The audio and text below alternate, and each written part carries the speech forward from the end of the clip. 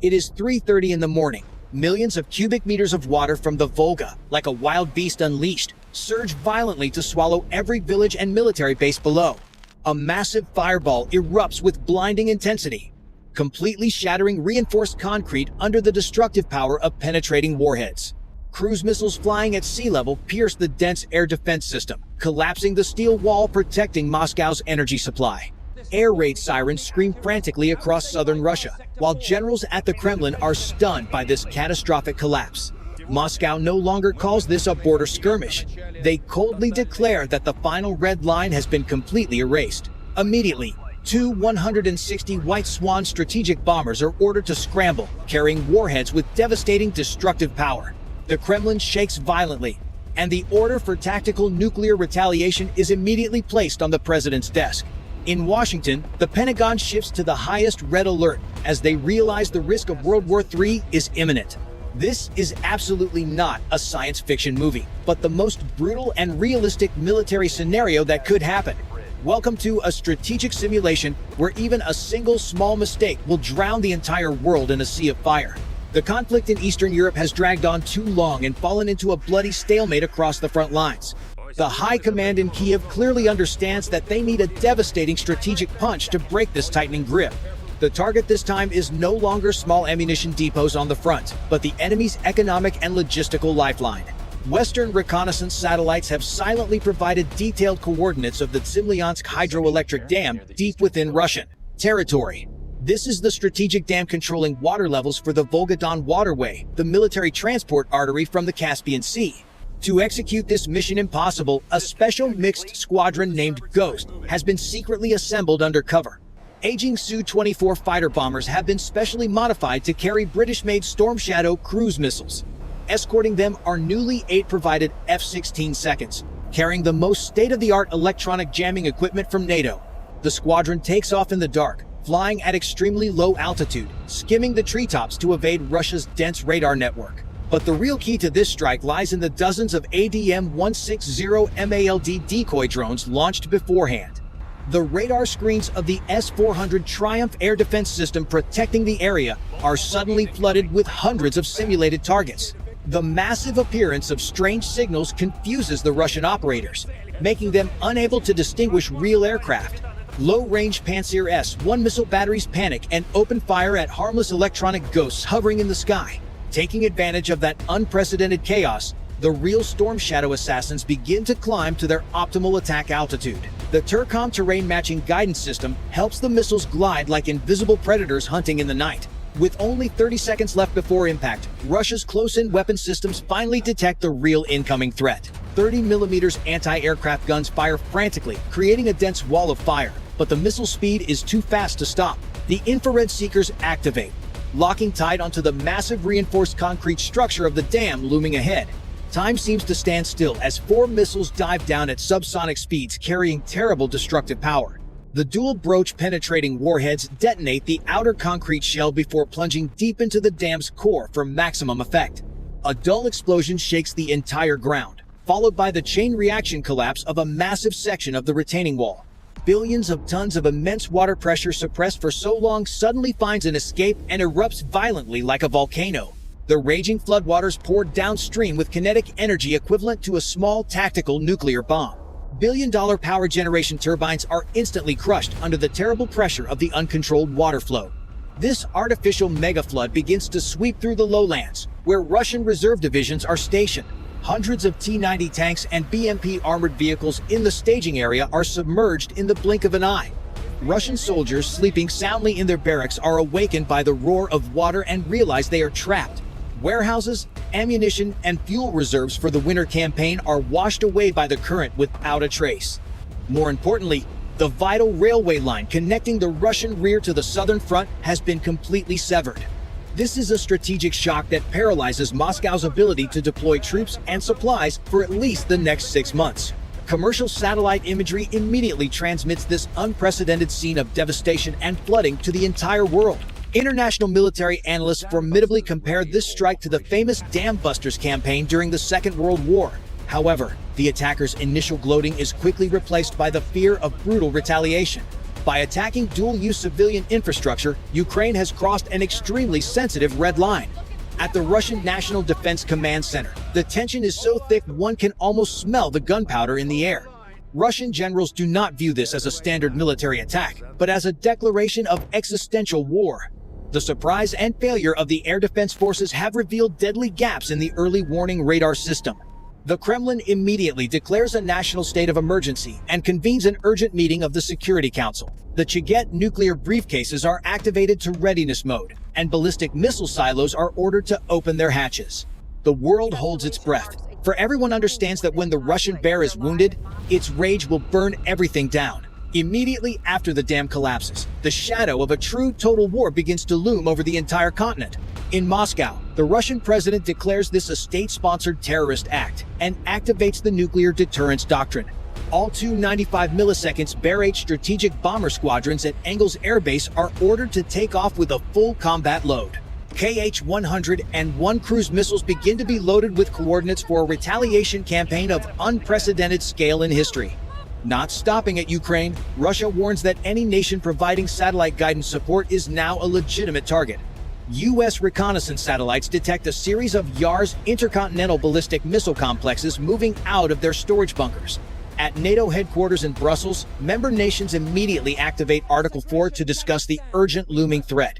Poland and the Baltic states begin deploying troops close to the borders, preparing for the worst-case scenario. In the skies over Ukraine, the most intense air war since World War II begins to break out violently. Russia deploys Su-35S air superiority fighters to establish an absolute no-fly zone over the entire territory. Ukrainian F-16 seconds struggle to intercept but are overwhelmed by the numbers and long range of R-37M missiles. Moscow decides to unleash the game-changer. Kinzhal hypersonic missiles aimed directly at strategic command centers. U.S.-supplied Patriot air defense systems struggle to intercept, but the immense pressure causes them to run out of ammunition.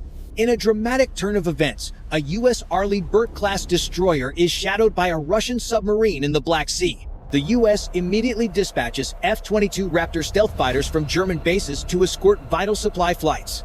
The appearance of U.S. fifth-generation stealth fighters keeps Russian air defense radars in a constant state of high alarm. A direct confrontation between F-35 Lightning II and Chinese J-20 seconds also begins to emerge in the Far East. Beijing claims global stability is under threat and commences large-scale live-fire military exercises nearby. The intervention of superpowers turns the conflict from a local war into a complex global geopolitical chessboard. Devastating cyber attacks begin to take down power grids and banking systems across multiple European nations. Russia uses Krasuka 4 electronic warfare systems to blind all GPS navigation systems across the entire war zone. This renders Western precision weapons useless, forcing Ukraine to return to classic conventional warfare tactics. Meanwhile, the U.S. Navy orders the USS Gerald R. Ford Carrier Strike Group to move deep into the Mediterranean. E-2D Hawkeye early warning aircraft constantly scan the skies for any signs of incoming anti-ship missiles. The world stands on the brink of a nuclear catastrophe, as diplomatic communication channels are completely severed. Citizens in major European cities begin stockpiling food and searching for the safest available bomb shelters. This escalation is no longer under any government's control, but driven by automated warfare algorithms. Decisions made within mere minutes could determine the fate of billions of people across the entire planet. All eyes are fixed on Washington and Moscow, waiting to see who will blink first in this mental showdown. Tension has reached its breaking point, where even the slightest miscalculation will lead to the end of the world. As the conflict escalates to an irreversible point, a game-changing strike begins to be unleashed on the battlefield. Ukraine decides to deploy its latest generation of long-range suicide drones, capable of remaining stealthy against enemy radars. Hundreds of low-cost drones are launched simultaneously, creating a digital swarm attacking critical energy nodes and intersections. The ultimate goal of this operation is to completely paralyze the Russian Ministry of Defense's military coordination capabilities. Simultaneously, U.S. Delta Force operators have secretly assisted in providing precise target designation using high-tech lasers. Russia responds by launching a Sarmat intercontinental ballistic missile, but only carrying dummy warheads as a dire warning. The sky glows with the fiery trails of SM-3 interceptors fired from U.S. Aegis ships stationed offshore. Tension reaches its peak when a U.S. Global Hawk reconnaissance drone is shot down near the border region. Washington no longer remains silent. They activate the Hellfire cyber attack against Russia's strategic nuclear command system. Every screen at the Moscow command center suddenly goes black, plunging generals into a state of total information blindness. This is the golden moment for Ukraine to launch its decisive strike to retake the most vital strategic positions. Armored brigades with Abrams and Leopard 2 tanks advance simultaneously, piercing through the now fragile layers of defense. The Russian side is forced to use heavy thermobaric weapons to halt the momentum of the aggressive Ukrainian forces. Massive explosions create craters of death, turning the battlefield into a true hell with smoke and fire filling the sky. However, an unintended incident occurs when a stray missile falls into the territory of a NATO member nation. Article 5 of the NATO treaty is about to be activated, bringing the world very close to a total war. At the last minute, a secret hotline between the Pentagon and the Kremlin is successfully re-established for crisis talks. Both superpowers realize that continued escalation will lead to the complete destruction of all of humanity. An implicit ceasefire agreement is established, as both sides have reached the absolute limits of their endurance. The balance of power has shifted permanently, as the fragility of modern defense systems is fully exposed to all. Russia begins withdrawing troops from some flooded areas, while Ukraine is also exhausted after its all-out desperate strike. Military experts conclude that this is a battle with no winners, only bloody lessons left for future generations. The world begins to rethink the concept of modern warfare, where technology can completely overturn any battlefield situation. Dams and essential infrastructure have now become hostages in the complex games of international political bargaining. The geopolitical landscape of Eastern Europe enters a new chapter, full of instability and lurking risks of explosion. U.S. intervention prevented a nuclear disaster, but it also deepened the vast divide between the global power blocks. New weapons tested in actual combat will soon become the new standard for the upcoming global arms races. The ghosts of this war will continue to haunt strategic planners for many long decades to come. The battle ends not with a glorious peace treaty, but with a silence full of suspicion and lingering fear. Everything seems to have stopped, but the fuse for a much larger war is still silently burning in the dark. The last gunshots have finally faded over the waterlogged fields, leaving behind a scene of devastation and exhaustion. A fragile ceasefire is established not out of understanding, but because all sides have reached their endurance limits. Shattered dams and cities plunged into darkness stand as brutal testaments to the heavy price of military escalation.